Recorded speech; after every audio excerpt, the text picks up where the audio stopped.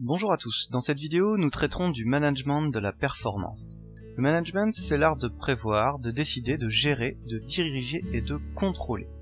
On distingue effectivement le management stratégique et le management opérationnel, mais tous les deux concourent à la réalisation de la performance de l'entreprise. Commençons par comprendre comment s'articulent ces deux notions. Le management stratégique relève des dirigeants de l'entreprise ou de sa direction centrale. Il a pour rôle de fixer les orientations stratégiques. Il s'agit de décisions risquées qui engagent l'avenir et la pérennité de l'entreprise. On vise donc les moyens et long terme.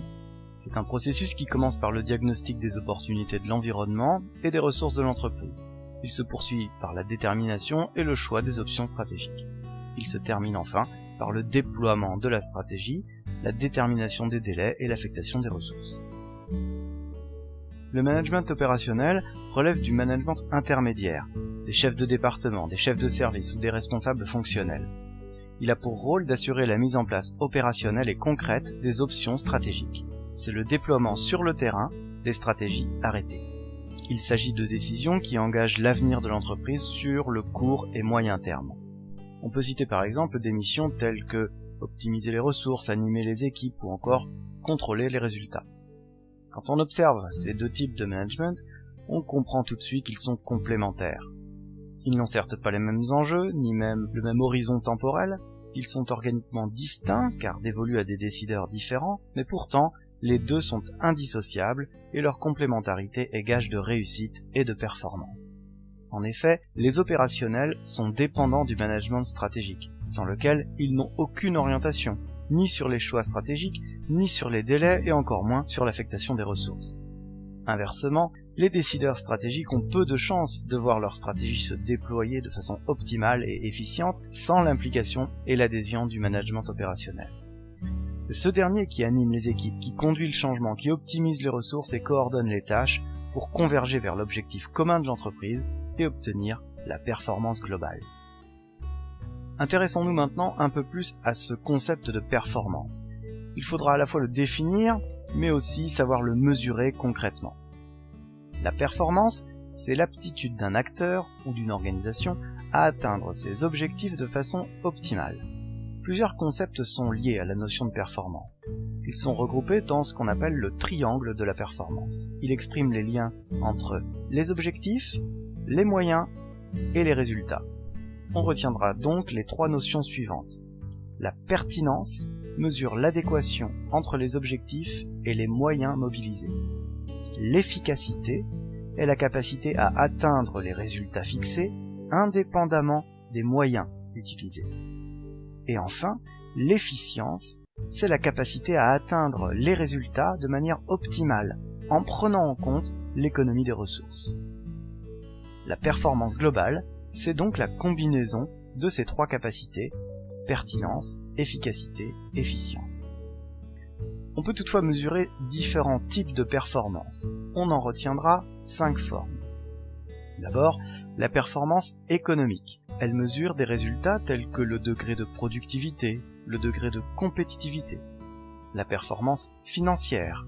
Elle utilise des ratios et des grandeurs tels que la profitabilité, la rentabilité économique et financière. La performance sociétale et environnementale. Elle renvoie à des réalisations en matière d'écologie, d'éthique, de citoyenneté. La performance relationnelle et organisationnelle. Elle mesure l'aptitude de l'entreprise à concilier les intérêts divergents de ses parties prenantes ou encore sa capacité à nouer des partenariats. Et enfin, la performance boursière. Elle relate la capacité de l'entreprise à augmenter sa capitalisation par le maintien d'un cours élevé et progressif de son cours de bourse. Maintenant que nous avons défini les contours de la performance, il nous reste à comprendre par quels moyens la mesurer. On utilise deux outils appelés tableaux de bord pour nous y aider. Voyons tout d'abord le premier à avoir été conçu. Alfred Sloan a introduit le contrôle de gestion et le tableau de bord traditionnel lorsqu'il était président de General Motors. Il a fait de cet outil un élément essentiel dans la conduite de l'entreprise. La dimension de gestion financière dominait le tableau de bord de gestion. Pour mesurer la performance financière et boursière de l'entreprise, Sloan utilisait des indicateurs tels que le ROI, le ROE ou encore plus récemment le VA. Le ROI, c'est Return on Investment, le retour sur investissement. Il mesure la rentabilité économique du capital utilisé par l'entreprise. C'est donc le rapport entre le résultat d'exploitation et les capitaux investis. Le ROE, c'est le Return on Equity, le retour sur les capitaux propres. Il mesure la rentabilité financière des capitaux apportés par les propriétaires de l'entreprise. Le VA, c'est l'Economic Value Added, la valeur économique ajoutée. Elle permet de mesurer la création de valeur pour l'actionnaire. C'est la différence, le solde, entre le résultat opérationnel et les capitaux investis. Ces trois indicateurs sont donc une excellente indication de la performance économique de l'entreprise du point de vue des détenteurs de capital, c'est-à-dire des actionnaires.